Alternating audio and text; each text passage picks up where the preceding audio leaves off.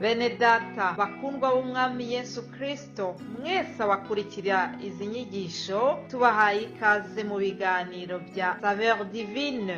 Ibi biganiro mu bitegurirwa n'abavugabutumwa bwiza batandukanye, akaba ari umuhamagaro ugendera ku ijambo ry'Imana byanditse mu gitabo cy'ubutumwa bwiza uko bwanditswe na Matayo ibice 24 umurongo wa 14. Kandi ubutumwa bwiza bw'ubwami buzigishwa mu isi yose ngo bube ubuhamya bwo guhamiriza amahanga yose, nibwo imperuka izahera ko ize. Ibi biganiro mubikurikira ku channel ya YouTube yitwa Saveur Divine. Tubifurije kugubwa neza. Imana Data ari nayo so ibaha umugisha.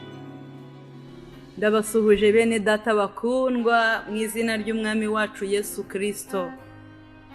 Ndi Odette Kandama mu kiganiro Saveur Divine. Dushimye Imana cyane ikitubeshejeho.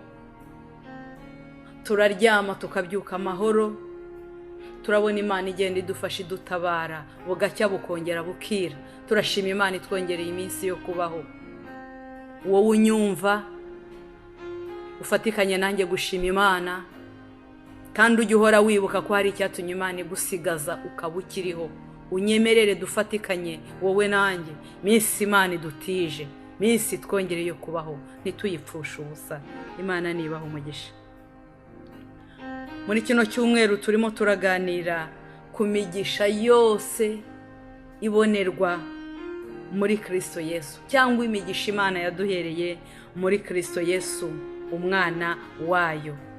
Ngewe ndashaka kuvuga ku migisha itatu: umugisha wo gutoranywa, umugisha w'ubugingo buhoraho, ndetse n'umugisha wo kwitwa cyangwa kuba abana b'Imana. Imana nibaho umugisha. Mu nkundire dusome mu rwandiko Pawulo yandikiye Abaefeso. Turasoma duhereye mu gice cya mbere, turahera ku murongo wa 3 w'icyo gice cya mbere tugeze ku murongo wa 5. Imana y'umwami wacu Yesu Kristo ariyo na se ishimwe, kuko yaduhereye muri Kristo imigisha yose y'umwuka yo mu ijuru, nk'uko yadutoranirije muri we isi itararemwa, kugira ngo tube abera tutariho umugayo imbere yayo.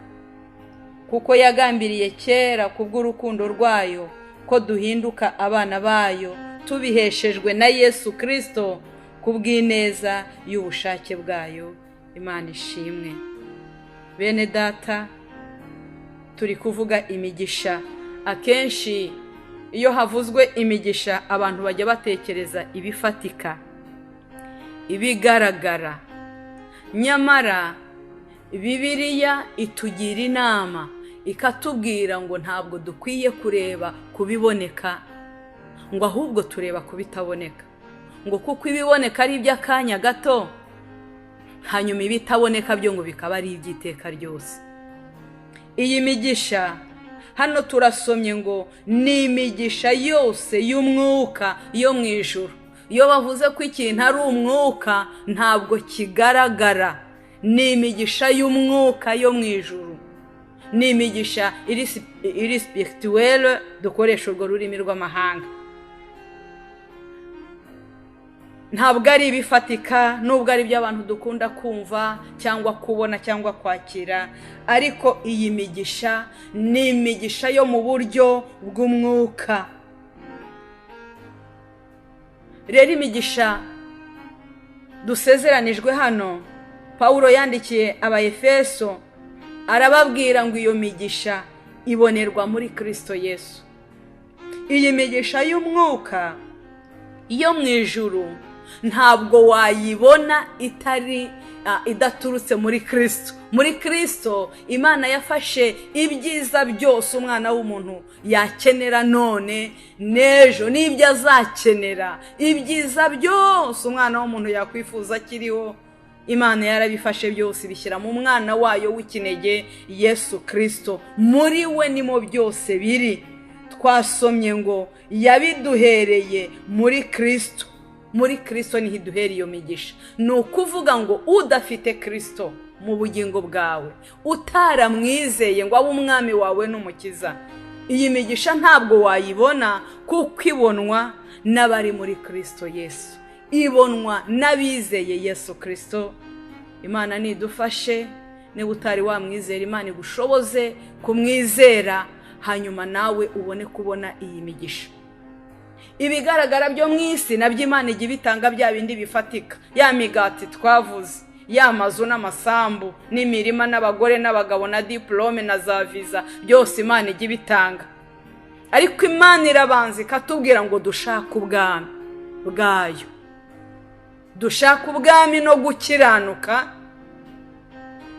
dushake Yesu Kristo muri twebwe. Hanyuma kubera yuko iby'Imana ishaka kuduha cyane ari ibyo ngibyo byo mu mwuka, bidafatika, bitagaragara. Ibigaragara bifatika n'undi wese yabiguha.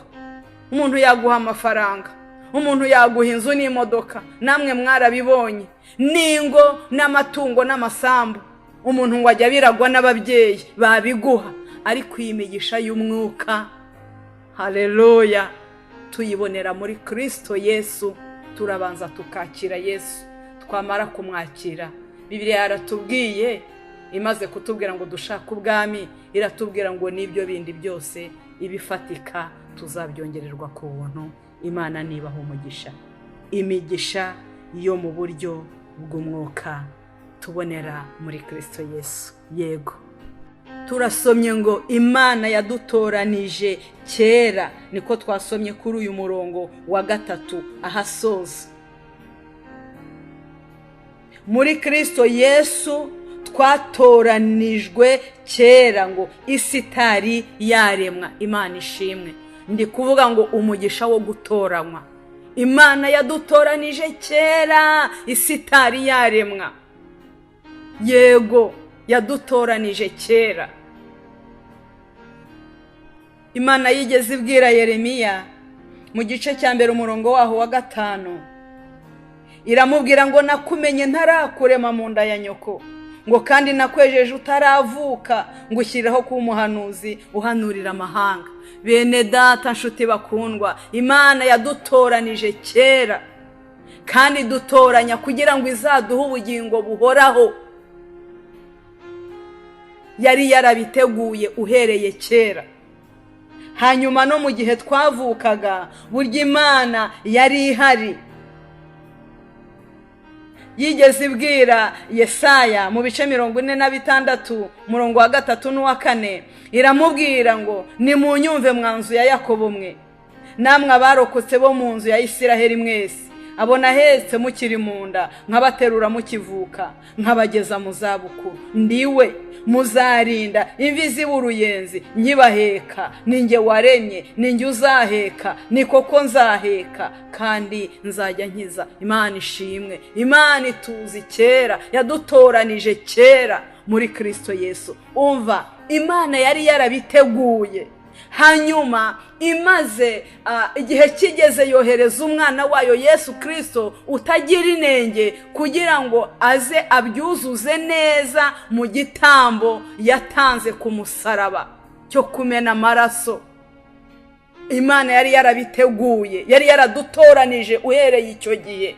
Ariko Yesu araza kugira ngo abyakomplise ku musaraba. Nicyo gituma iyo wizeye Yesu Kristo aribwo ubibona, kuko niho binyuzwa, niho byanyujijwe, niho byujurijwe gutoranywa kwacu. Yadutoranije kera, idutoranirije mu mwana wayo Yesu Kristo. Imana ishimwe. Hanyuma idutoranya kugira ngo izaturage ubugingo buhoraho. Abamwizeye bose bakizera izina rye, abo ngabo Imana idufashe cyane. Hari icyo bahawe, turaza kukivuga mu kanya. Ariko rero muri Kristo Yesu niho umugambi w'Imana wo kudutoranya wujurijwe. kuko ubutumwa bwiza bwa Yesu ibice 3 ubwanditswe na Yohana ibice 3 umurongo wa 16 haravuga ngo nkuko Imana yakunze abari mu isi cyane yatanze Yesu Kristo umwana w'ikinege ngo kugira ngo umwizera wese atarimbuka ahubwo ahabwe ubugingo buhoraho. Mu kudutoranya rero nshuti bakundwa, Imana yadutoranirije intego ebyiri. Twabisomye kuri wa murongo wa 4 w'igice cya mbere mu Befeso. Imana yadutoranije kugira ngo tube abera kandi tube abatariho umugayo. Imana ishaka ko twera, Imana ishaka ko tuba tudafite umugayo. Dukwiye gukorera Imana twejejwe, dukwiye kubaho mu buzima bwera butunganye, kuko niki Imana yaturemeye kwari ukugira ngo tubabera kandi tutariho umugayo mu maso yayo. Umugisha wundi wa 3 navuze turi buvuge uri kuri uyu murongo wa 5. Hatubwiye ngo yagambiriye kera kubw'urukundo rwayo Imana ko duhinduka abana bayo. Muri Kristo twahindutse abana b'Imana. Imana yaratwadopse, turi abana b'Imana natwe, kandi Bibiliya igitubwira ngo ubwo turi abana turi n'abaragwa kandi tukaraganwa na Kristo. Kuba abana b'Imana ni umugisha nawo twahawe n'Imana muri Kristo Yesu. Imana nibaho umugisha twavuze ikintu cyo gutoranywa. Ntuze kugira ngo ubwo Imana yatoranije kera hari abo yatoranije n'abo yaretse. Twese yaradutoranije kugira ngo tuzabe abana bayo kandi tugire ubugingo buhoraho, ariko binyuze muri Kristo Yesu. Rero abazaba batarabonye ubugingo buhoraho nuko bazaba batarizeye Yesu Kristo twahawe, kuko muri we niho byose Imana yabinyujije, byose niho bica, byose niho bituruka, kugira ngo tube abana b'Imana, kugira ngo tuzaraga ubugingo buhoraho. Ni wizera Yesu Kristo urabusohoje cyangwa uraba wujuje ibimana yateguye kera, utazabona ubugingo buhoraho rero, utazajya mu ijuru rero. Ntabwo ari uko Imana izaba itaramutoranije, ahubwo nuko bizaba bitewe n'icyo yahisemo, bizaba bitewe na shuwa yakoze, kuko byose bituruka mu mwanzuro umuntu afashe wo kwizera Yesu Kristo umwami n'umukiza. Imana nibaho umugisha, imigisha yose tuyibonera muri Kristo. Wakire Yesu Kristo niba utaramwakira, niba waramwakiriye ugumemo. Imana nibaho umugisha mu izina rya Yesu.